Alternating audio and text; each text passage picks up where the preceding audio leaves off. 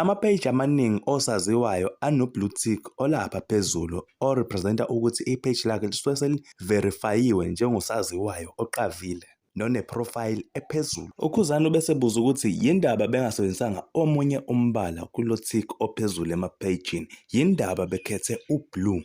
Ubese phendula-ke futhi yena uKhuzani wathi ingoba baphethe as amaBlue nations. UKhuzani ubese cela ukubongiswa ngokubreaka irekhodi lokuthi uwumaskandi wokuqala osebe naloya blue tick olapha phezulu emapagini osaziwayo. Akagcinanga lapho, ubese veza nanokuthi ama-followers akhe njengamanje aku-1.9 million. Ama-followers akhe wathi ucela ukubongiswa ngalokho. AmaBlue Nations okuyisizwe sakhe noma abalandeli bakhe kanye nabathandi bomculo wakhe bamfisele okuhle kodwa bathe bafisa nje sengathi kungaphela lo nyaka esehlele ku-4 million followers. Abanye bathe uKhuzani usahamba kwi-lane e-right, angazami ukushintsha i-lane ngoba le lane ahamba ngayo i-right, once wazama ukuyishintsha engehle apaphalaze kanti usahamba kahle.